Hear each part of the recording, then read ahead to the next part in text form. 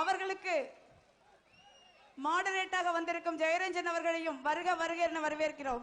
தமிழ்நாடு காங்கிரஸ் கமிட்டியின் தலைவர், சட்டமன்ற காங்கிரஸ் கட்சியின் தலைவர், அன்பிற்கும் மரியாதைக்கும் உரிய முன்னாள் நிதியமைச்சர் அவர்கள், நிதியமைச்சர் சிதம்பரம் அவர்கள், அண்ணன் திருநாவுக்கரசு அவர்கள், அண்ணன் செல்லகுமார் அவர்கள், அண்ணன் தங்கபால் அவர்கள், அண்ணன் ஜெயக்குமார் அவர்கள், அண்ணன் மயூரா ஜெயக்குமார் அவர்கள், தமிழகத்தின் பொறுப்பாளர் பொதுச் செயலாளர் சகோதரர் தினேஷ் குண்டுராவ் அவர்கள், அன்பு சகோதரர்கள் அகில இந்திய காங்கிரஸ் கமிட்டியின் செயலாளர்கள் சஞ்சய் தத் அவர்களே, ஸ்ரீவல்ல பிரசாத் அவர்களே, மற்றுமுள்ள கரூர் மாவட்ட காங்கிரஸ் கமிட்டியின் தலைவர் அண்ணன் சின்னசாமி அவர்களே, மற்றுமுள்ள சகோதர சகோதரிகளே, விவசாய பெருங்குடி மக்களே, அனைவருக்கும் எனது வணக்கத்தை தெரிவித்துக் கொள்கிறேன். தற்பொழுது நமது தலைவர் அவர்கள் தனது கலந்துரையாடலை விவசாயிகளோடு தொடங்குவார்கள். நன்றி.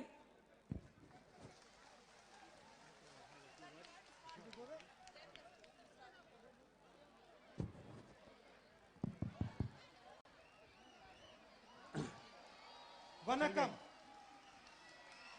வணக்கம். Would you like to have a few words before we start? பேரன்பு கொண்டோரே, நம்ம எல்லாரையும் பார்க்கறதுக்கு திருமிகு ராகுல் காந்தி அவர்கள் இப்போ வந்திருக்கிறாங்க. இப்போ வந்து குறிப்பாக இருக்கிறதுக்கு ஒரு காரணம், இப்போ நீங்கள் எல்லாம் கேள்வி கேட்கறதுக்கு முன்னாடி உங்கள் அனைவருடைய சார்பாக அவருக்கு ஒரு வேண்டுகோள் என்னன்னு கேட்டிங்கன்னா, அவர் ஒரு 2 நிமிஷம் எதுக்கு இங்கே வந்திருக்காரு அப்படிங்கிறத பற்றி உங்கள்கிட்ட பேசுவாங்க. அதற்கு பிறகு நீங்கள் வந்து உங்களுடைய கேள்விகளை ஆரம்பிக்கலாம். I have told them that we have come to meet them to discuss with them the agricultural problems. So before we start that, we can have a few words with them. You translate? I will translate? Yeah. I am very happy today to come and meet all of you. I am especially happy because I can see lot of women in the crowd. உங்களெல்லாம் பார்க்கறதுக்கு தான் நான் வந்திருக்கிறேன். உங்களெல்லாம் பார்க்கறதுக்கு ரொம்ப மகிழ்ச்சியா இருக்கு எனக்கு. அதுல வந்து ரொம்ப குறிப்பான சொல்லணும் அப்படின்னு சொன்னோம்னாக்க, மிகப்பெரிய எண்ணிக்கையில் பெண்கள் வந்திருக்கிறீங்க. அதுதான் எனக்கு ரொம்ப அதை விட மகிழ்ச்சியா இருக்கிறதுக்கு ரொம்ப ஒரு முக்கியமான காரணம். Today, being a farmer in India is a very challenging task. இப்போ இருக்கிற காலம் இருக்குல்ல, இந்தியாவில் இப்போ இருக்கக்கூடிய காலம், மோடி ஆட்சி செய்யக்கூடிய இந்த காலத்தில் என்ன நடக்குது அப்படின்னு பார்த்தீங்கன்னாக்க, ஒரு விவசாய வாழ்க்கையை நடத்துறது அப்படிங்கிறது சாமானியம் இல்லைங்கிற மாதிரி அவர் ஆக்கிக்கிட்டு இருக்காரு அவருடைய கொள்கைகள்னால. It has always been a difficult task, but now under the current government, it has become almost impossible. ஏற்கனவே நமக்கு நல்லா தெரியும் எப்படின்னு கேட்டிங்கன்னா, ஒன்று காஞ்சி கிடக்கும் அப்படி பேஞ்சு கிடக்குங்கிற மாதிரி விவசாயம் பண்ணுறது அப்படிங்கிறது வந்து வயிற்றில் நெருப்பு கட்டிட்டு இருக்கிற பொழப்பு தான்.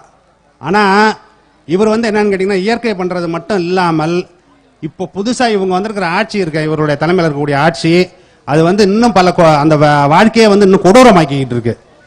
Because the current government in New Delhi is trying to destroy the foundation of the agricultural system. இப்போ குறிப்பா டெல்லி ஆட்சி செய்து கொண்டிருக்கிற அந்த அரசு இருக்க, அது என்ன பண்ணிட்டு இருக்குன்னு பார்த்தோம் அப்படின்னு சொன்னோம்னாக்க, உங்களுடைய அடிப்படை இருக்குல்ல, உங்களோட வாழ்வாதாரத்தின் அடிப்படை, விவசாயத்தினுடைய அடிப்படை, அதையே தகர்க்கிறது. அதற்கு உண்டான என்ன கொள்கை முடிவுகள் எடுக்கணுமோ அதெல்லாம் அவங்க தொடர்ந்து எடுத்துக்கிட்டு இருக்காங்க. So today I have come here, of course, to listen to you, to understand the difficulties that you face, and also to tell you a little bit about what is going on at the national level with regards to farmers, markets, and the agricultural system. இப்போ இன்னைக்கு வந்திருக்கிறதுக்கு ரொம்ப 2 காரணம் இருக்கு. ஒரு காரணம் வந்து என்ன அப்படின்னு கேட்டீங்கன்னா, உங்கள்கிட்ட இருந்து தெரிஞ்சுக்கணும். நான் என்ன தெரிஞ்சுக்கணும், விவசாயம் பண்ணும்போது என்னென்ன பிரச்சனை இருக்குங்கிறத உங்கள்கிட்ட தெரிஞ்சுக்கணும். அது முதல் காரணம். அது தெரிஞ்சுக்கிட்டதுக்கு பிறகு டெல்லியில் வந்து என்ன நடக்குதுங்கிறது நீங்கள்லாம் பார்த்துட்டு இருப்பீங்க, டெலிவிஷனில் பார்ப்பீங்க, பத்திரிகைலாம் படிப்பீங்க. ஆனால் அங்கே நடக்கக்கூடிய விஷயங்கள் என்னங்கிறதையும் நான் பார்த்ததுலேருந்து உங்களுக்கு அதெல்லாத்தையும் உங்கள்கிட்ட பகிர்ந்துக்கணும், அங்கே என்ன நடக்குங்கிறத உங்களுக்கு எடுத்து சொல்லணும் அப்படிங்கிறது அந்த 2க்காக தான் நான் இப்போ உங்களை பார்க்கறதுக்கு வந்திருக்கிறேன். So now I would like my brothers and sisters to take the floor. அது இப்போ வந்து இனிமேல் நீங்க வந்து கேள்விகளை ஆரம்பிங்க. நீங்க கேள்விகளை கேட்டோம்னாக்க நம்ம வந்து கேள்வி பதில் வழியாக ஒருத்தர் நம்ம அதை புரிஞ்சுக்கலாம். யார் கேள்வி கேட்குறீங்கிறத கை தூக்குங்க. அதற்கு பிறகு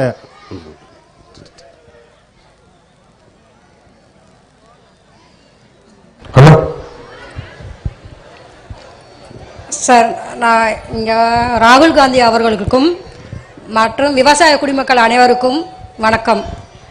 ஏன்னு கேட்டிங்கன்னா இப்போ வந்து விவசாயிகள் வந்து ரொம்ப வந்து தாழ்மை இது அடைஞ்சிருக்கு. ஏன்னு கேட்டிங்கன்னா இப்போ வந்து நெல் எடுத்துக்கிட்டா கூட அது வந்து பல விதைகள்லாம் தர்றாங்க. நார்மலாக இருக்க விதைகளை விட நான் இப்போ புதுசாக வர விதைகள்லாம் நம்ம பயிர் பண்ணோம்னா அது வந்து ரொம்ப நலிவடைஞ்சு போயிருக்கு. ஒன்று. ரெண்டாவது வந்து நம்ம வந்து இப்போ மாடு வளர்த்து எல்லாமே இது பண்ணுறாங்க. இப்போ ஒரு பால் சொசைட்டியில் பால் ஊற்றுறாங்க. அப்படிங்கிறப்ப அதுக்கு தகுந்த மாதிரி நமக்கு வந்து வருமானம் இல்லை. ஏன்னா ரொம்ப கம்மியாக நமக்கு அமௌண்ட் வருது. 25 ரூபாயிலேருந்து ஒரு 30 ரூபாய்க்குள்ளே தான் நமக்கு ஒரு லிட்டருக்கு அமௌண்ட் கிடைக்கிது.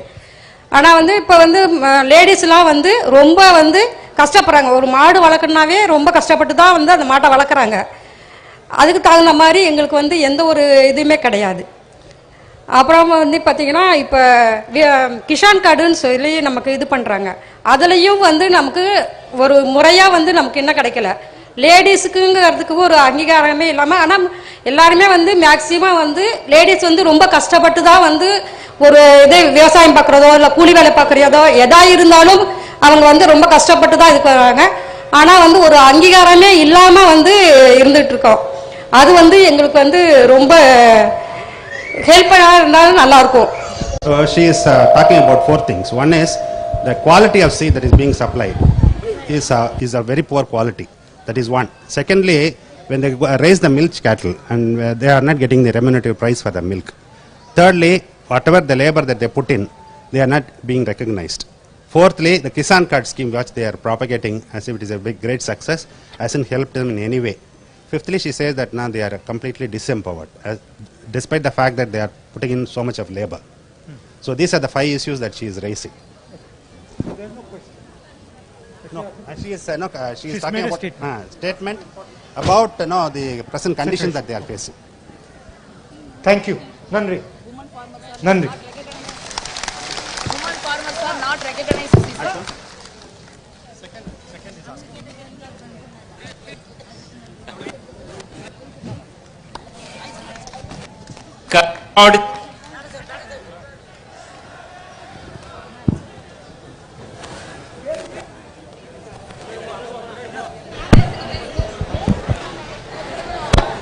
ஐயா பேச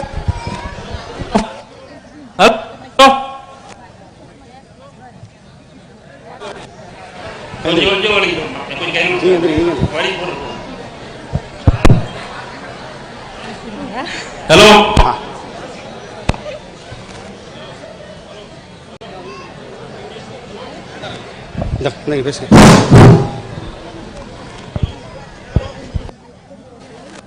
ஹலோ ஹலோ ஹலோ ஐயா நீங்க hello hello hello hello hello ராகுல் காந்திக்கும் இங்க வந்திருக்க அனைத்து விவசாயத்துக்கும் நான் நன்றி தெரிவிச்சுக்கிறேன். விவசாயம் அப்படின்னா இப்போ 3 வருஷத்து அளவில் மழை இல்லாமே காஞ்சுது. நகையை கடனை பேங்க்ல அடமானம் வச்சு அதை வச்சு விவசாயம் பண்றோம். ஆனா அது மழை இல்லாம இப்போ 3 வருஷமா காஞ்சுது. இப்போ விவசாயம் கொஞ்சம் தண்ணி வந்துச்சு பண்ணலாம்னு சொல்லி அழகு வச்சு பண்ணிட்டு இருக்கோம். இப்போ மழை வந்து எடுத்துருச்சு. இப்போ அதுக்கு வந்து யாரும் வந்து பார்க்கவும் இல்லை, ஒரு நன்கொடையை வந்து தரவும் இல்லை. அதுக்கு நாங்கள் நகையை திருப்பினா தான் அடுத்தாப்புல விவசாயம் பண்ண முடியும். மடிச்சு அழகு வச்சுதான். அதுக்கு நீங்க விவசாயத்து கடனுக்கு நீங்க வந்து ஒரு முன்னுரிமை கொடுத்து ஒரு தள்ளுபடி பண்ணி எங்களை பொழைக்க வைக்கணும். தினம் விவசாயம் சாவதாங்கிற லிஸ்ட்ல நிறைய இனிமே வந்துட்டு தான் இருக்க போகுது. ஒன்றும் குறைபாடெல்லாம் வராது. அதுக்கு நீங்க வந்து ஒரு நல்ல முறையா எங்களுக்கு வந்து ஒரு ஆட்சி வந்ததுக்கு அப்புறம் ஒரு சலுகை பண்ணணும். அவ்வளவுதான் நான் கேட்கறது. She is talking about the bad patch of weather for the past 3 years. So it went completely dry, crops were failing. But now this year what had happened is they have successfully raised the crop, but the unseasonal rains have spoiled it again. So either it spoils without raining or it spoils with rain. So those are the conditions that they have been facing for the past 3-4 years. That is one. Secondly, they are incurring debt after debt. No, for every season they have to restart. Does she have insurance? Insurance இருக்கா உங்களுக்கு? இந்த வருஷம் தான் பண்ணியிருக்கோம், இன்னும் வரல. She has an insurance, but they ஆனா, have insured it only this year and பாதி பேத்துக்கு கொடுக்கறாங்க, பாதி பேத்துக்கு இல்ல, நான் வரல அப்படின்னு நிறைய குறைகள் சொல்லிட்டு போ சொல்றாங்க. She says that half of them get it, half of them do not get it. It's a private company, Private company. but they pay the payments every month. இது பிரீமியம் எல்லாம் கட்டிருக்கீங்களா? அதெல்லாம் கட்டி இருக்குங்க. கட்டி இருக்கோம். ஆனாலும் விதை வாங்கிலே இன்சூரன்ஸ் பண்ண மாதிரி பண்ணிக்கிறாங்க. எல்லாமே பண்றோம். இப்ப வெங்காயம் 1 ஏக்கர் விவசாயம் பண்ணி இப்ப பூரா மலையில அழுகி போச்சு. கிட்டத்தட்ட அதுக்கு 1 லட்சம் ரூபாய்க்கு மேல முதலீடு போட்டிருக்கோம். அதை இப்ப இன்சூரன்ஸ் கிளியர் பண்ண சொன்னா இன்னும் வரல, இன்னும் ஆட்சி மாறணும், இன்னும் எலெக்ஷன் இருக்கு, அப்படி அப்படின்னு ஒத்தி வச்சுக்கிட்டே போறாங்க. She has cultivated onions in 1 acre of land, and that requires an investment of 1 lakh because the unseasonal rains destroyed.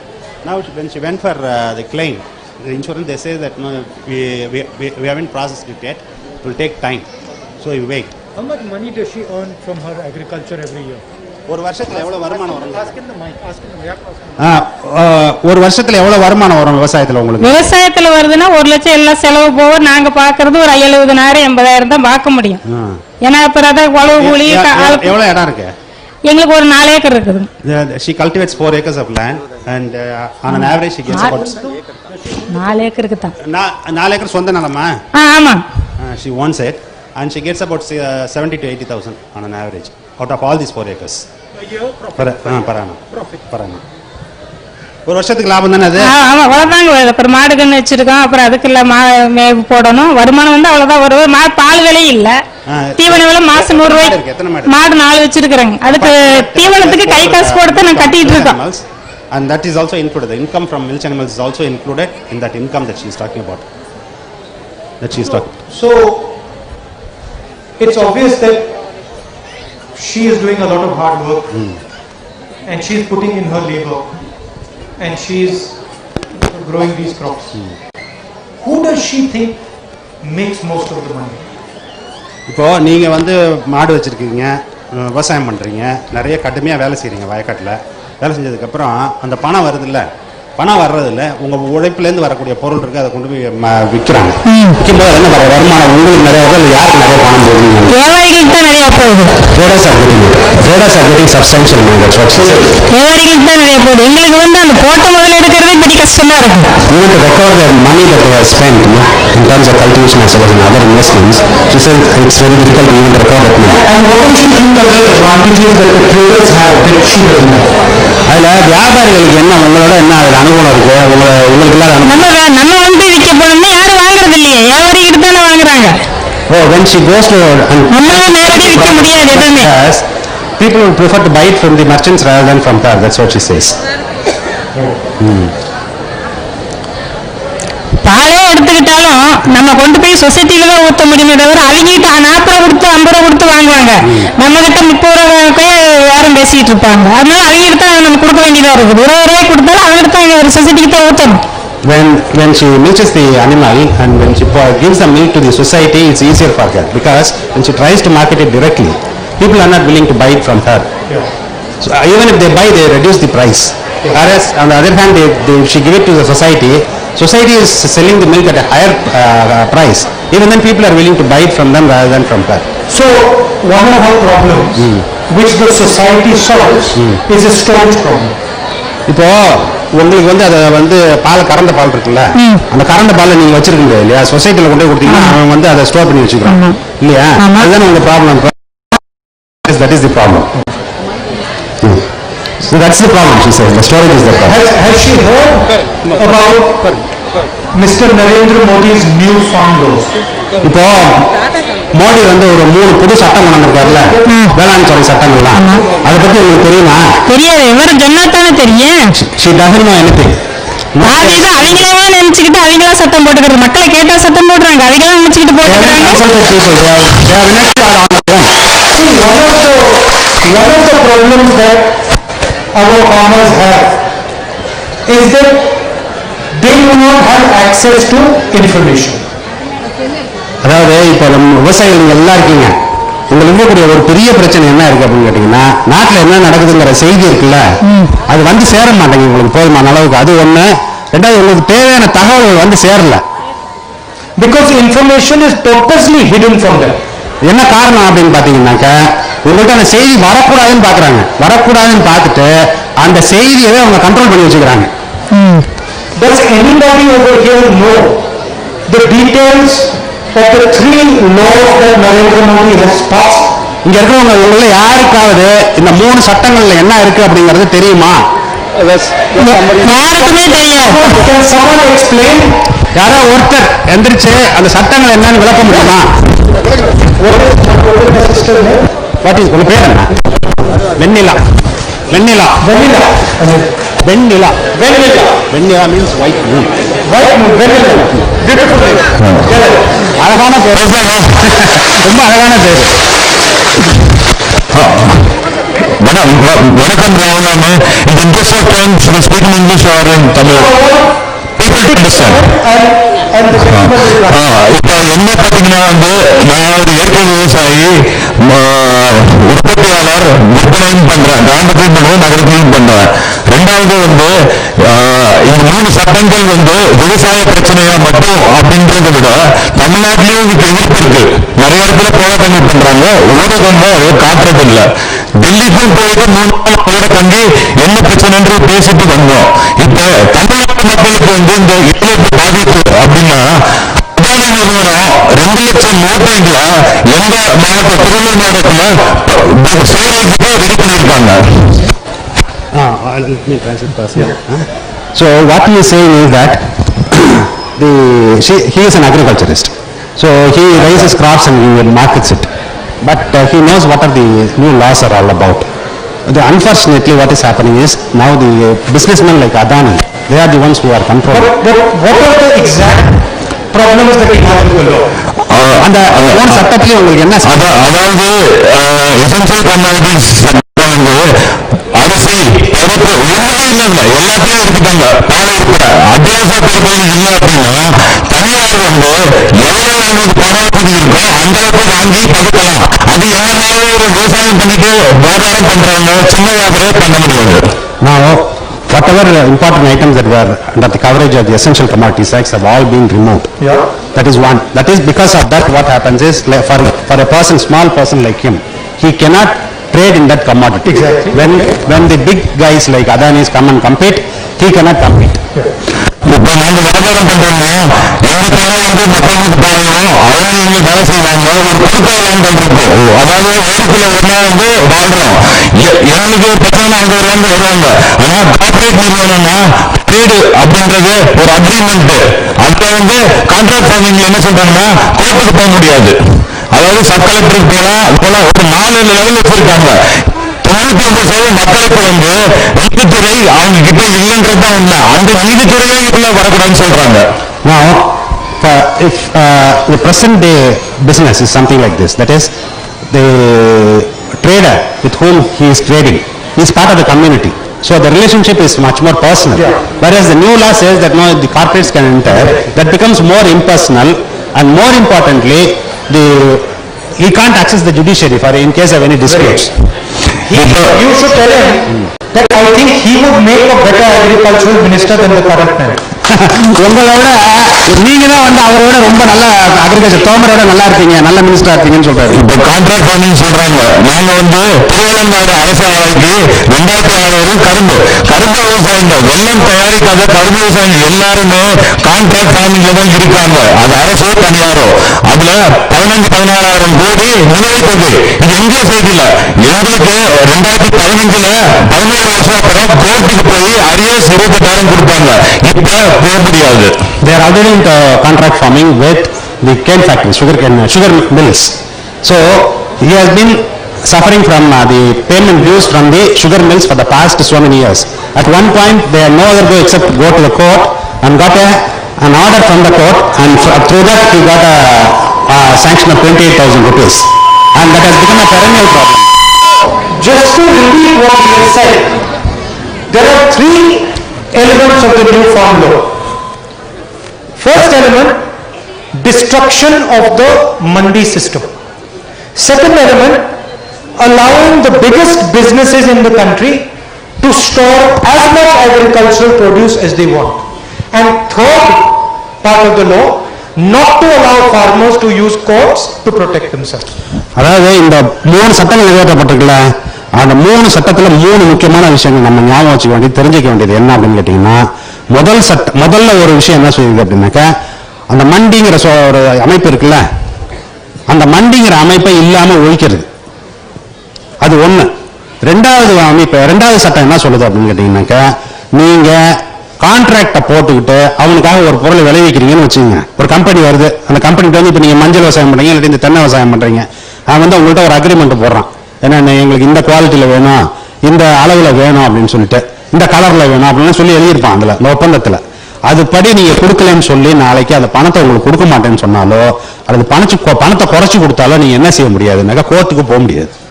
இப்ப நீங்க ஒரு ஒப்பந்தம் போடுறீங்க வச்சுக்கீங்கன்னா, விற்கிறதுக்கு வாங்குறதுக்கு ஒப்பந்தம் போடுறீங்க, நாளைக்கு அது பிரச்சனை ஆகுதுன்னு என்ன செய்வீங்க? ஒன்னு ஊர்ல பஞ்சாயத்து கூட்டி ஆட்களை வச்சு பேசுவோம், அதுலயும் முடியலன்னு என்ன செய்வோம்? போடா கோர்ட்டுக்கு போய் பாத்துக்கிறோம், கோர்ட்டுக்கு போவோம் இல்லையா? இப்ப அது மாதிரி கம்பெனிக்காரனோட நீங்க கோர்ட்டுக்குலாம் போக முடியாது.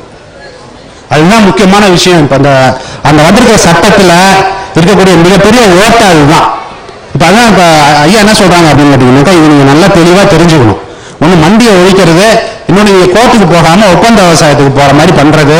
மூணாவது வந்து என்ன அப்படின்னு கேட்டீங்கன்னா, இப்ப இருக்கிற சட்டப்படி பெரிய நிறுவனங்கள்லாம் இருக்கு பாத்தீங்களா, அதெல்லாம் என்ன செய்ய முடியாது அப்படின்னு கேட்டீங்கன்னா, உங்கள்கிட்ட ஜாமானெல்லாம் வாங்கி அவன் மாதிரி அடிக்க வச்சுக்க முடியாது. ஏன் அப்படின்னு கேட்டீங்கன்னா, அத்தியாவசிய பொருள்கள்னு இருக்கு.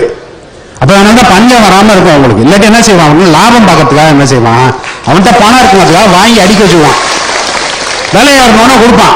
இப்ப என்ன மோடி என்ன பண்ணிருக்காரு அப்படின்னு கேட்டீங்கன்னாக்கா, சட்டத்தை திருத்தி யாரு வேணாலும் எப்படி பணம் இருக்கணும் வாங்கி எவ்வளவு அடிக்க வச்சுக்கோங்க.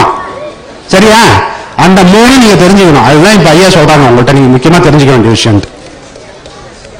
What Mr. Narendra Modi wants is that instead of going to the mandi, instead of negotiating with a small trader, where if you have a problem you can go to the court, the Indian farmer is forced to negotiate with huge massive companies, and then if something goes wrong, the Indian farmer should not have access to the courts. இப்ப அந்த புது சட்டம் போட்டிருக்கிறது இருக்குல்ல, அந்த புது சட்டத்துல என்ன ஒரு முக்கியமான பகுதி இருக்கு அப்படின்னு கேட்டீங்கன்னாக்கா, இப்ப வந்து இப்ப ஐயா அங்க ஒரு ஐயா சொன்னாங்க, என்ன சொன்னாங்க, கரும்பு விவசாயம் பண்றவங்க ஒப்பந்தம் பண்றோம். இப்ப எந்த பொருள் வேணாலும் ஒப்பந்தம் போடலாம்னு சொல்லிட்டாங்க. எந்த பொருள், அது மஞ்சளா இருக்கலாம், தேங்காயா இருக்கலாம், நெல்லா இருக்கலாம், எந்த கம்பெனி வேணாலும் உங்களோட வந்து எந்த ஒப்பந்தம் வேணாலும் போட்டுக்கலாம். போட்டுக்கிட்டாக்கா அவன் வந்து எப்படி கேட்டீங்கன்னாக்கா, இப்போ வந்து உங்களுக்கு ஏதாவது ஒரு கம்ப்ளைண்ட் வருது, ஏதாவது இப்போ ஒரு ஃபோனில் ஒரு கம்ப்ளைண்ட் வருதுன்னா என்ன சொல்கிறான், ஒரு நம்பரை கொடுத்து அங்கே ஃபோன் பண்ணுங்கிறான் இல்லையா? 9 அழுத்தவும் 1 அழுத்தவும் 2 அழுத்தவும் நீங்கள் அழுத்திக்கிட்டே இருக்க வேண்டியதுதான். என்னைக்கா அவனை போய் பார்க்க முடிஞ்சிருக்கா அவங்களால? இப்போ இந்த அம்மா சொல்கிறாங்க, என்ன அது இன்சூரன்ஸ் கம்பெனி, அவங்கள போய் மண்டை போய் மோதி உங்களால் ஏதாவது பண்ண முடியுமா? இப்போ என்ன சொல்கிறான் அப்படின்னு கேட்டிங்கன்னா, அவன் அதெல்லாம் பண்ணிக்கலாம், நீங்கள் கோர்ட்டு கூட போக முடியாது. கோர்ட்டுக்கு போகிறது நல்லதா கெட்டதாங்கிறது அடுத்த கேள்வி. அப்புறம் வக்கீல்கிட்ட கொண்டு போய் பணம் கொடுத்து ஏதாவது நடக்கும்னு வச்சுங்க. ஆனா இப்ப சட்டப்படி நீங்க அதுவே போக முடியாது. அந்த மாதிரி ஒரு புது சட்டத்தை போட்டிருக்காங்க. அந்த மாதிரி ஒரு சட்டம் போட்டதுக்கு பிறகு உங்க கதி என்ன ஆகும் கேட்டீங்கன்னா, முழுக்க அவன் என்ன சொல்றானோ அதுதான் கேட்கணும். அப்ப அது மட்டும் இல்ல, நீங்க வந்து ஒரு பட்டா வாங்கறதுக்கு, ஒரு சிட்டா வாங்கறதுக்கு நீங்க என்ன விஓ ஆபீஸ்க்கு எத்தனை தடவை அலைய வேண்டியதா இருக்கு? இப்ப விஓ எல்லாம் கிடையாது. இப்ப ஏதாவது பிரச்சனைன்னு வச்சுங்க, ஆர்டிஓ தான் தீர்த்து வைப்பாரு. ஆர்டிஓட்ட போய் நீங்க போய் உங்க பிரச்சனையை தீர்த்துட்டு வந்துட முடியுமா? அவ்வளவு சாமானியமா? சோ ஆர்டிஓட்ட போய் அந்த பிரச்சனையை தீர்த்துட்டு வர முடியுமா? இந்த சட்டம் அதான் சொல்லுது. என்னன்ட்டு ஆர்டிஓ ஆபீஸ் போன நிக்கிறான், ஏற்கனவே 500 பேர் தென்னங்காலையில மனு கொடுக்கறதுக்கு. அவன் எத்தனை மனு வாங்கி என்ன தீர்வு சொல்லுவான்? இப்ப அப்படி ஆயிட்டு இருக்கு. He should be precise and say what I'm saying precisely. Yeah. So the result is going to be that millions of people who are employed by this agricultural system, farmers, laborers, loaders, small traders, all these people are going to be unemployed. இப்போ நீங்க விவசாயம் பண்றீங்க, உங்க பொருள் சந்தைக்கு போகுது இல்லையா, அதை சுத்தி நிறைய பேர் வேலையில இருக்காங்க இல்லையா? மூட்டை ஏத்துறவன், மூட்டை இறக்குறவன், அப்புறம் சிறு வியாபாரி இருக்கான், கமிஷன் ஏஜென்ட் இருப்பான். இப்ப அவன் அவ்வளவு பேருக்கு வேலை இல்லாம போகுது. இந்த புது சட்டம் வேலை செய்ய வந்ததுன்னா அமல்படுத்தப்பட்டால் 50 பேருக்கு வேலை இருக்காது. And when the farmers are protesting, farmers outside Delhi, from Punjab, from Haryana, from Rajasthan, when they're protesting, the Prime Minister is calling them terrorists. இப்போ பஞ்சாப்லேருந்து ஹரியானாலேருந்து உத்தரப்பிரதேசத்துலேருந்துலாம் இருக்கக்கூடிய விவசாயிகள்லாம் டெல்லியில் போராட்டம் பண்ணிட்டு இருக்காங்க, நீங்கள் பார்த்துக்கிட்டே இருக்கீங்க இல்லையா? அவ்வளோ பேரும் பண்ணிட்டு இருக்கும்போது நம்ம தலைமை அமைச்சர் வந்து அதை பற்றி கண்டுக்கிறதே கிடையாது, அதை பற்றி பேசுறதும் கிடையாது. So we are stopping these laws and we are protecting your interest. Sorry? We are stopping these laws and we are not allowing him to pass these laws because we think they are criminal laws against the farmers of India. அந்த சட்டங்கள் வந்து எப்படின்னாக்கா கொஞ்சம் கூட நியாயம் இல்லாமல் ஒரு criminal சட்டங்கள் மாதிரி ஒரு வேலை செஞ்சுட்டு இருக்காங்க. அதை தடுத்து நிறுத்தணும், அதுக்கு தான் இந்த ப்ரொட்டஸ்ட்லாம் நடந்துகிட்டு இருக்கு. I have two more points. Can you speak? Yeah, we need to let others also speak. So please conclude. Short, sir. So இப்போ இது என்ன பிரச்சனை பார்த்தீங்கன்னா வந்து அமெரிக்காவில் வந்து ஃபேக்டரி ஃபார்மர் 1% தான் விவசாயிங்க, எல்லாமே பெரிய நிறுவனம் வந்து உற்பத்தி அதை வந்து ப்ராசஸ் பண்றது விற்கிறது. அங்க உடல்நலக்கேடு ரொம்ப அதிகம். மிஷேல் ஒபாமாவே என்ன பண்ணாங்கன்னா நியூட்ரிஷன் வேணும்னு நிறைய ப்ரோக்ராம் பண்ணாங்க. இங்க வந்து பல கோடி பேர் வந்து உற்பத்தியாளராக இருக்காங்க, கிராமத்துக்கு விற்கிறாங்க, நகரத்துக்கு விற்கிறாங்க. அவங்க எல்லாரோட பொருளாதாரத்தையும் பிடுங்கி நுகர்வோர்னு சொல்றது வந்து விவசாயியும் நுகர்வோர் தான். அவங்களோட ஒரு ஹெல்த், அதாவது சுகாதாரமும் சிக்கலா முடியுது. Now when the food industry is converted into an industrial product, the health hazard will be much larger. That's what US is experiencing. So that's what they are trying to introduce here in India. That's what is. They are trying to replicate a failed model. அங்க என்ன அமெரிக்கால என்ன model இருக்கோ, அதாவது வந்து நீங்க சொன்ன பிரச்சனை இருக்குல்ல, அங்க என்ன நடந்துட்டு இருக்கோ அதே மாடலை இந்தியாவையும் கொண்டு வந்து அமல்படுத்துவோம் அப்படிங்கறத அவங்க முயற்சி பண்றாங்க. And they are trying to help 5 or 6 of the people closest to the Prime Minister. அவங்களுக்கு யார் ரொம்ப நெருக்கமானவர்களோ 5-6 பேர் இருக்காங்க. யாரும் பேர்லாம் அவங்களுக்கு சொல்ல வேண்டியது, அவங்களாம் யாருன்னு தெரியும் உங்களுக்கு. அவங்களுக்கு உதவுறதுக்காகவே இந்த சட்டங்கள் எல்லாம் இயற்றப்பட்டு கொண்டிருக்கிறது. And they are hurting the interest of millions and millions of Indian farmers. அதாவது கோடிக்கணக்கான இந்திய விவசாயிகள் இருக்காங்கல்ல, அவங்களுடைய வாழ்க்கையை பத்தியோ அவங்களுடைய நலனை பத்தியோ கவலைப்படாமல் இந்த 5 பேர் நலனுக்காக 6 பேர் நலனுக்காக இந்த சட்டங்கள் எல்லாம் இயற்றப்பட்டு கொண்டிருக்கிறது. How many people in this meeting liked demonetization? இங்க கூட்டத்தில் வந்திருக்கீங்க, இவ்வளவு பேர் வந்திருக்கீங்களா, இதுல எத்தனை பேருக்கு வந்து அந்த பணம் செல்லாதுன்னு அறிவிச்சார்ல ஒரு அறிவிப்பு, அந்த அறிவிப்பை எத்தனை பேர் வரவேற்கிறீங்க? அந்த அறிவிப்பை Did you benefit from demonetization? அதுல இருந்து உங்களுக்கு ஏதாவது பிரயோஜனமான ஏதாவது நடந்ததா? Can one of my sisters tell me the impact of demonetization? அந்த பணம் செல்லாதுன்னு சொன்னதுனால நீங்க எப்படி பாதிக்கப்பட்டீங்கன்னு யாராவது ஒரு சகோதரி சொல்ல முடியுமா? பேசுறீங்களா? பணம் மதிப்பில் யாரு நீங்க சொல்றீங்களா? இந்த மைக்க கொடுங்க உங்கள்ட்ட. நீங்க பேசுறீங்களா?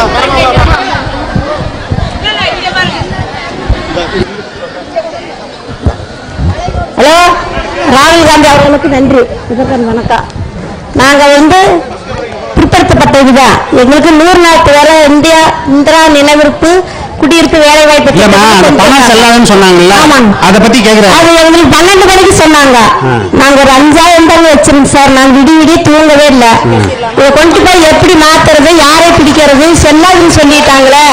ரொம்ப கஷ்டப்பட்டு வாட்ச்மேன் வேலைக்கு போய் எங்க வீட்டுக்காரர் சம்பாதிச்சு வச்சிருந்தாருங்க. Yes, her husband was a watchman and they had a savings of 5,000 rupees. When they announced it at 12, she came to know about announced it at 12. She couldn't sleep the whole day. வண்டி எடுத்துட்டு போய் அதை மாத்திரலாம், விழுந்தா செல்லாதுன்னு சொல்லிட்டு எவ்வளவு கஷ்டப்பட்டு சம்பாதிச்சிருக்கிறா. ரொம்ப நாங்க அதில் நொந்து போயிட்டோங்க சார். அதனால ரொம்ப நாங்க கஷ்டப்பட்டதில்ல. எங்களுக்கு அப்படின்னா இன்னும் அதிகமா காசு வச்சிருக்கிறவங்களுக்கு இன்னும் ரொம்ப பாதிச்சிருக்காங்க. ரொம்ப கஷ்டம். கண்ணு தெரியாத ஒரு அம்மா இப்ப போன மாசம் ஒரு செய்தியில சொன்னாங்க, 1 லட்சம் ரூபாய் என்னமா 500 ரூபாய் நோட்டு, 2 பேருமே கண் தெரியாத கையாந்து பத்தி விட்டு சம்பாதிச்சு வச்சிருந்தாங்க. அது சரி, நம்ம இனிமேல் வயசாயிடுச்சு, அதை வச்சு நம்ம செலவு பண்ணிக்கலாம்னு சொல்லி ஒருத்தர்கிட்ட கொண்டு போய் கொடுக்கும்போது அவங்க அம்மா இது 500 ரூபாய் நோட்டு, இது செல்லாதுன்னு சொல்லிட்டாங்க, எப்பவே சொல்லிட்டாங்க, நீங்க இத்தனை நாள ஏமா இல்லைங்க நாங்க சம்பாதி சாப்பிட்டுக்கிட்டு இருந்தோம், இப்ப சம்பாதிக்க முடியாத சூழ்நிலை இருக்கிற, அதனால அந்த காசு வச்சு நாங்க சாப்பிடலாம்னு சொல்லி உங்கள்கிட்ட சொல்றாங்க அப்படின்னு சொன்னாங்க. அதுக்கு அவர் சொன்னாரு, இதுமேல இது ஒண்ணுமே பண்ண முடியாதுமா, நீங்க கொண்டு போய் உண்டியல்ல போடுங்க, இல்லைன்னா ஆத்துல கொட்டிருங்க அப்படின்னு சொல்லிட்டாங்க. அவங்க ரொம்ப மனசு வேதனைப்பட்டாங்க. போன மாசம் செய்தியில இந்த நியூஸ் சொன்னாங்க. That is, both of them are hard working and they have lost the money. What she says is there were others, like for instance, there was one instance where both of them were blind challenged, visually challenged. They had accumulated about 1 lakh rupees, all 500 notes. They came to know about the demonetization only after a long time gap.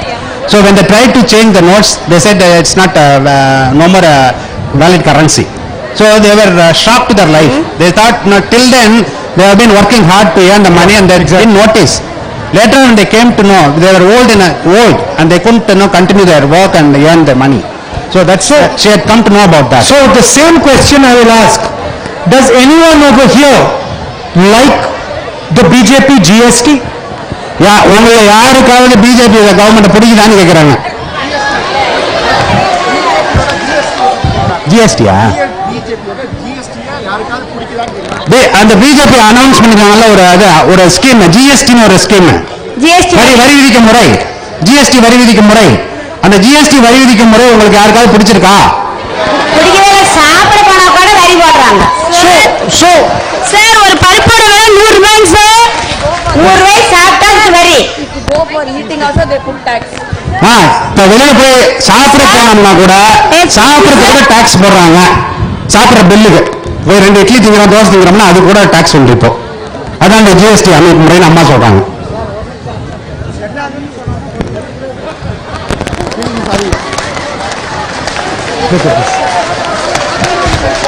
See, you have to understand what this is. This is 500 rupees stolen from my brother by the government of India.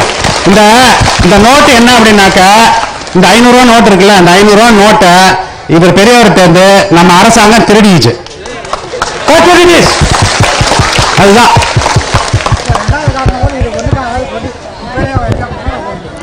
இப்ப இந்த நோட்டை கொண்டு போய் குப்பையில தான் போட சொல்லிட்டாங்களாம், பேங்க்ல கொண்டு காமிச்சாக்க.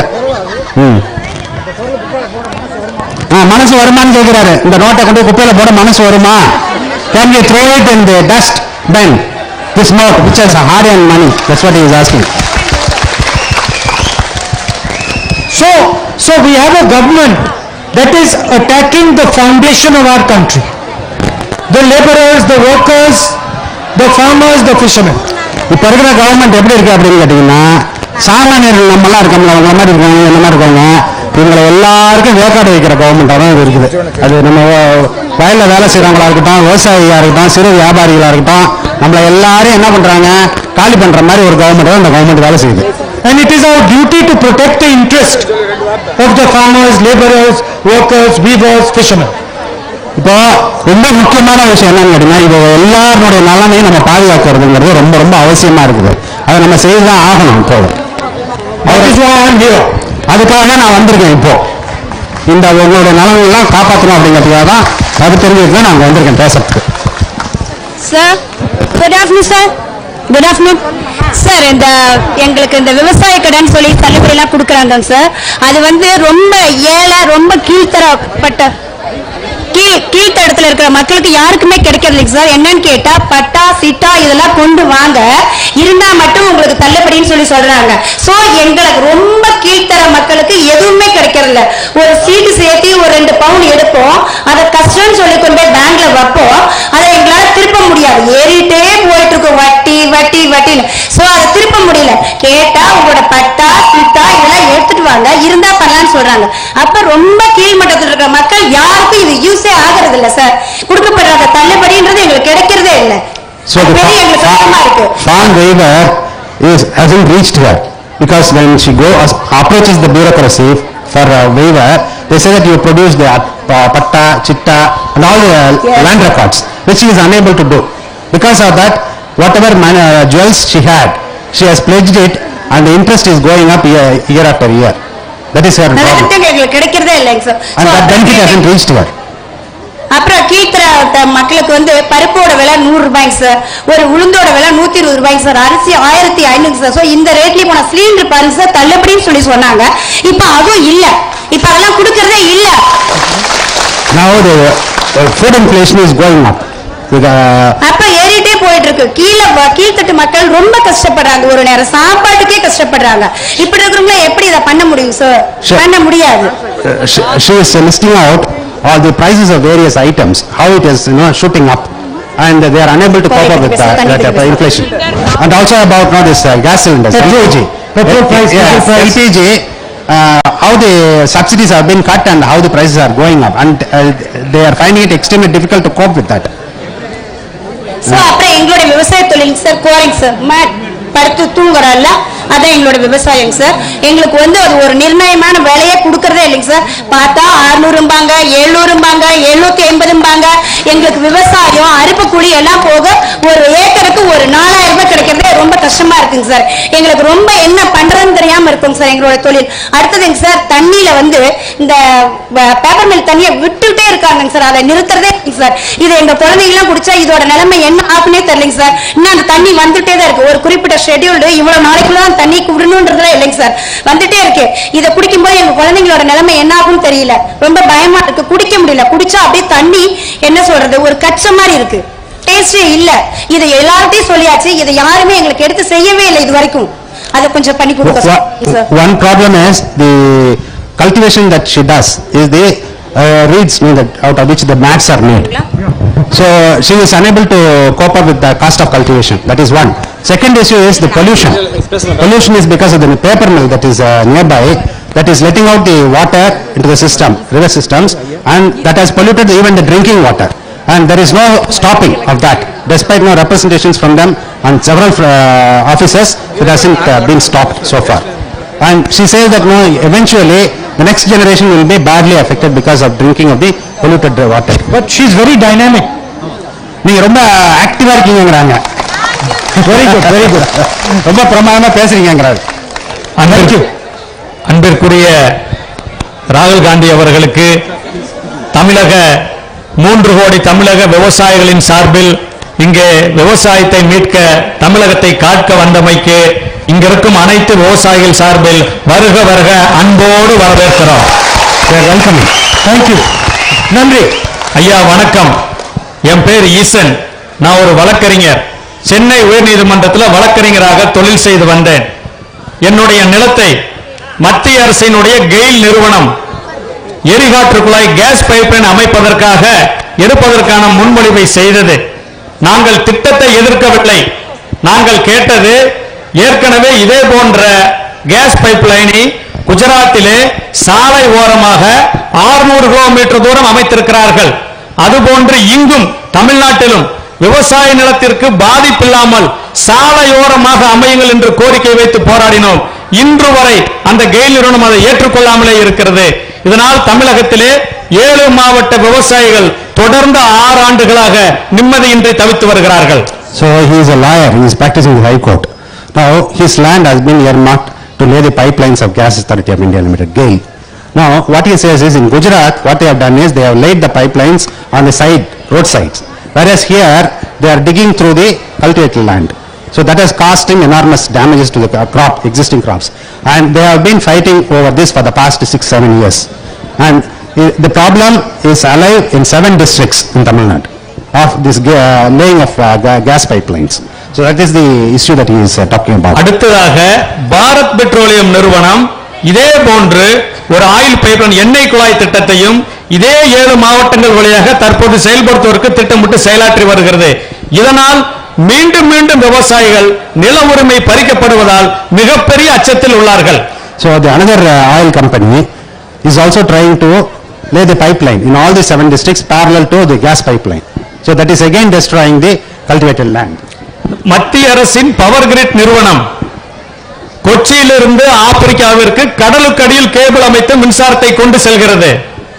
மதுரையிலிருந்து இலங்கைக்கு கடலுக்கடியில் கேபிள் அமைத்து மின்சாரத்தை கொண்டு செல்கிறது. ஆனால் எங்களுடைய கிராமங்களில் உயர்மின் கோபுரம் அமைத்து இது போன்ற லட்சக்கணக்கான தென்னை மரங்களை வெட்டி வீழ்த்தி எங்களது நிலங்களின் மதிப்புமிக்க விலையை பறித்து எங்களது வாழ்வை சூறையாடி உள்ளார்கள். This Power Grid Corporation of India, what they have done is they have laid undersea cables to Africa as well as to Sri Lanka to export the generated power from here. Whereas when it comes to their farmlands, what they are trying to do is they are constructing huge pylons, and they are not compensated enough for that. But are they not compensating him even when they are laying the pipeline? Pipeline போடும்போது compensation கொடுக்கறாங்களான்னு கேக்குறாரு. உங்களுடைய தனிப்பட்ட முயற்சியினால் 2013ஆம் ஆண்டு புதிய நிலமெடுப்பு சட்டம் கொண்டு வரப்பட்டது. அதற்கு ஒட்டுமொத்த இந்தியாவின் விவசாயிகளின் சார்பாக உங்களுக்கு நன்றி தெரிவித்துக் கொள்கிறோம். We are thank you for bringing out that new acquisition land acquisition law in 2013. ஆனால் அதில் மிகப்பெரிய சோகம் என்னவென்றால் இந்த எண்ணெய் குழாய், எரிகாட்டு குழாய், உயர்மின் கோபுரம் எதுவுமே அந்த சட்டத்தை பயன்படுத்தி அவர்கள் எடுப்பதில்லை. மாறாக வெள்ளையர் ஆட்சி காலத்தில் இயற்றப்பட்ட 1885 தந்தி சட்டத்தை வைத்து நிலத்தை பறித்து வருகிறார்கள். They are not acquiring the land. What they do is they use that Telegraph Act of 1885. So they use that and they have the right of way. They use that class so that they do not compensate the farmers. Right. When they use the land. But the pylon, how high does it go? எவ்வளவு உயரத்துல போகும் அந்த கோபுரம், மின் கோபுரம்? 8 metre உயரமையா? 8 meters. 8 meters. But they must be putting the pillars. அந்த பில்லர்லாம் போடுறாங்க தானேங்க? ஐயா, அந்த நிலத்துக்கு கீழே நாங்க வசிக்க முடியாது, வாழ முடியாது, கிணறு வெட்ட முடியாது, போரை பயன்படுத்த முடியாது. அந்த நிலமே மதிப்பில்லாம போயிருதியா? It loses its value. Number one, then it loses its value. Secondly, you cannot cultivate any crops below that line. Why? ஏன் அதை பண்ண முடியாதுன்னு கேக்குறாரு. அது கடியில வசிக்கிறதால அந்த எலக்ட்ரோ மேக்னெட்டிக் ஃபீல்டால கேன்சர் வருதியா? நாங்க அதனால பண்ண முடியாதியா? So the electromagnetic field இருக்கிறதுனால because of the electromagnetic field, no, they can't live. Not only that, I am also told that no, some research has shown from IIT that even the crops, existing crops suffer because of that. ஐயா, அடுத்ததா விவசாயிகளுடைய இருக்கக்கூடிய ஒரே ஒரு நம்பிக்கை கூட்டுறவு சங்கங்கள். எங்க கூட்டுறவு சங்கங்கள் இப்ப எங்களுக்கு கடன் கொடுக்கிறது இல்ல. மத்திய அரசோட ரிசர்வ் வங்கி எங்க கிராமத்தில் இருக்கிற தொடக்க வேளாண்மை கூட்டுறவு வங்கியில கடன் கொடுக்கக்கூடிய அதிகாரத்தை புடுங்கிருச்சு. இதனால நாங்க விவசாயிகள் ரொம்ப சிரமத்தில் இருக்கிறோம். அடுத்ததா மத்திய அரசு ஏற்கனவே உங்க ஆட்சி காலத்துல இதை சொல்லி முடிச்சிடறேன். The only access to credit was through the village cooperative credit societies. Now the Reserve Bank of India has forbade the village societies from extending credits to the farmers. So because of that they are suffering. Okay. ஐயா, அடுத்தது இந்த மத்திய அரசு உங்க ஆட்சி காலத்துல 3% வட்டியில தங்க நகை கடன் விவசாயிகளுக்கு கொடுத்துட்டு இருந்தீங்க. அதுதான் எங்களுக்கு மிகப்பெரிய ஆதாரமா இருந்துச்சு. இப்போ அந்த கடனை ரத்து பண்ணிட்டாங்கயா. So during your regime you were extending farm credits at the rate of 3% per annum. Now they have stopped that system. Yeah. So because of that they are suffering enormously. Does he like the land acquisition bill that we brought? அப்போ காங்கிரஸ் ஆட்சியில் கொண்டு வந்த அந்த சட்டம் இருக்குல்ல, அந்த நில ஆர்கின் சட்டம், அந்த சட்டம் உங்களுக்கு பிடிச்சிருந்தான்னு கேட்கிறாரு. அந்த சட்டம் உண்மையிலுமே எங்களுக்கு பிடிச்சிருந்தது, சிறப்பான சட்டம்யா. It is a very good act and they all liked it. Has he heard of a Congress idea called Nyay? அந்த காங்கிரஸ்ல வந்து ஒரு ஐடியா சொல்றாங்க. என்னன்னாக்க நியாயன்னு ஒரு ஐடியா சொல்லிட்டே இருக்காங்கல்ல, அதை பத்தி கேள்விப்பட்டிருக்கீங்களா? அது என்னன்னு தெரியுமான்னு கேட்கிறாரு. தெரியலங்க ஐயா. He doesn't know. Can I tell him? அது என்னன்னு சொல்லுமான்னு கேட்கிறாரு. ரொம்ப மகிழ்ச்சியா நீங்க சொல்லணும். He will be very happy to know that. So in the last election, in our manifesto, we had come out with a revolutionary idea. போன தடவை election வந்தது இல்ல நாடாளுமன்றத்துக்கு, அப்போ காங்கிரஸ் வெளியிட்ட தேர்தல் அறிக்கையில ஒரு புரட்சிகரமான திட்டத்தை முன் வச்சாங்க. Like Manrega, where we give guaranteed employment to rural people, we had come up with an idea to help everybody in the country. அதாவது இப்ப அதுக்கு முன்னாடி அறிமுகப்படுத்தினாங்களா 100 நாள் வேலை திட்டம்.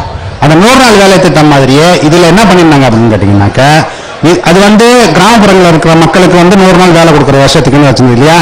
இப்ப அது மாதிரி இந்தியாவில் இருக்கக்கூடிய எல்லா குடிமகன்களுக்கும் உதவுறதுக்கு ஒரு திட்டம் வச்சாங்க அந்த நியாய திட்டத்துல. And the idea was very simple: identify the poorest families in India and give them money directly in their bank account. அதாவது இந்தியாவில் இருக்கக்கூடிய வறுமையில் இருக்கக்கூடிய மக்கள் இருக்காங்கல்ல, அவங்களை பார்த்து யார் யாருன்னு கண்டுபிடிச்சதுக்கு பிறகு அவங்க அக்கௌண்ட்ல நேரடியா பணம் போட்டுறது. வேலை செய்யறது 100 நாள் வேலைக்கு வந்தாதானே வேலை இல்லை, அப்படிலாம் இல்லை, நேரடியா மாசம் மாசம் பணம் போட்டுறது அப்படிங்கிற திட்டம் தான் அவங்க அந்த அறிக்கையில வச்சது, தேர்தல் அறிக்கையில. Every single poor family in India would get 72,000 rupees a year in the bank every year. ஒவ்வொரு ஏழை குடும்பமும், இந்தியாவில் இருக்கக்கூடிய ஒவ்வொரு ஏழை குடும்பத்துக்கும் வருஷத்துக்கு அவங்க அக்கௌண்ட்ல 72,000 ரூபாய் போட்டுருது. அதுதான் அந்த திட்டம். அப்படின்னா மாசம் 6,000 ரூபாய் போட்டுருவாங்க. That was the idea. அதுதான் அந்த ஐடியா, அவங்க பண்ணிருந்த idea. And the shocking thing was that there was more than enough money to do this easily. அது வந்து பண்றதுக்கு நம்மள்ட்ட நிதி ஆதாரம் போதுமான அளவுக்கு இருந்து ரொம்ப சுலபமாக அதை பண்ணியிருக்கலாம். So the problem in India is not shortage of money. The problem in India is that money is never given to the poor people. அதாவது நம்மள்ட்ட அரசாங்கத்திட்ட பணம் இல்லைங்கிறதெல்லாம் கிடையவே கிடையாது. அரசாங்கத்திட்ட போதுமான அளவுக்கு பணம் இருக்கு. ஆனால் அவங்க வந்து ரொம்ப தெளிவா என்ன இருக்காங்க அப்படின்னு கேட்டீங்கன்னாக்கா, நம்ம நாட்டு ஏழைகளுக்கு அந்த பணம் போய் சேரக்கூடாது அப்படிங்கிறதுல ரொம்ப தெளிவா இருக்காங்க. ஐயா, இப்ப மத்திய அரசு மின்சார திருத்த மசோதான்னு ஒண்ணு கொண்டு வந்திருக்குயா. தமிழ்நாட்டுல 63 உயிர்களை பலி கொடுத்து 14 வருஷம் போராடி நாங்க இலவச மின்சாரத்தை அனுபவிச்சுட்டு இருக்கிறோம்யா. ஆனா இன்னைக்கு இருக்க மத்திய அரசாங்கம் அந்த மின்சாரத்தை எல்லாம் ரத்து செய்யற மாதிரி இலவச மின்சார திட்டத்தை ரத்து செய்யறதுக்கான ஒரு சட்டத்தை கொண்டு வந்து எங்க விவசாயிகள் தூக்கம் இல்லாம இருக்கிறோம்யா. Now the center is planning to bring about a new law whereby the free electricity supplies to the farmers will be stopped. So there is a scheming for that. He is complaining about that. ராகுல் ஐயா அவர்களுக்கு தமிழ் வணக்கம். ஐயா, இப்ப வந்து விவசாயிகள் விளைபொருட்கள் சார்ந்த வேளாண் விளைபொருட்கள் சார்ந்த தொழில்கள் எதுவுமே விவசாயிகள் கையில இல்ல. ஒரு ஊறுகாய் தயாரிக்கிற பன்னாட்டு கம்பெனிகள் தான் தயாரிக்குது. So whatever they produce, they are unable to market. Even if they want to make pickles and sell it, they have to go through the multinationals. That is the situation now. அதற்காக 2000 ஆண்டு கம்பெனிகள் திருத்த சட்டத்தின் companies amendment act கொண்டு வந்தாங்க. அதன் மூலமா உழவர் உற்பத்தியாளர் நிறுவனங்களை நிறைய பேர் துவங்கினாங்க. அதை பூரா இன்னைக்கு டிஸ்டார்ட் பண்ணிட்டாங்க. எந்த நிறுவனம் எல்லாம் ஆரம்பிச்ச நிறுவனத்தை பூரா இழுத்து மூடிட்டாங்க. அதுல கொஞ்சம் ஐயா கான்சென்ட்ரேட் பண்ணணும்னு கேட்டுக்கிறேன். So the farmers producers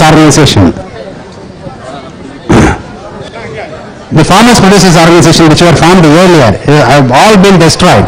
Now he is requesting you to focus some of your attention on that as well. I think we can let the last person speak because we are running out. கடைசி ஒரு கேள்வி, ஒரே ஒரு கேள்வி, அதோட முடிச்சிடலாம். நம்ம அங்க வர்றோம்.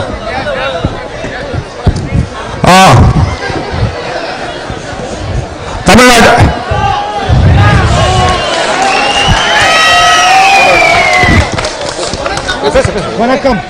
Vanakkam. I welcome Rahul brother to Organic Tamil Nadu. I will speak confused in English, then myself will translate it. That will be easier. Okay. To save time. Okay. I am an organic farmer for the past 24 years. I quit my government job and took up organic farming long back. The Congress has given us a slogan, Jai Jawan, Jai Kisan. Now the Modi government has made that both Kisans and Jawans as commercial commodities for the corporates. We took up organic farming just because we want to get out of the control of the corporates by fertilizer companies, pesticides and other things. So we are so proud that we are able to save money and live happily. What all do you grow? I grow paddy, coconut, groundnut, sesame, little bit of mango and cactus. I do sell directly to the consumers after value adding. Now what the Modi government has did we are all talking about these 3 acts are doing more damage farming. But there are much more plots or dots the Modi government has plotted around the farming community. They are the organic farming certificate to the FSSI, fortification, APOs to come under the control of the corporate companies, cooperative under the RBI, data centralization. This is another big thing that is happening all around the country is, and from every block and every panchayat, every farming data has been collected directly by the central government and without the knowledge of the state government, and is being given to the corporate companies. All such things are happening. So we need Congress have to work hard. And I will still say last thing, only one thing, that our farmers have shown to the whole world that our Modi is a naked king. I wish to give this. சகோதர சகோதரிகள் அமைதியாக இருந்து கேட்டுக்கொள்ளப்படுகிறோம்.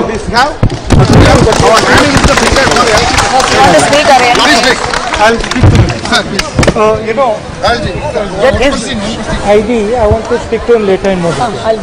One question. No question. I have his ID. So, I would like it has been a pleasure for me to talk to you, to listen to you, and I must say, I had a very, very nice time today.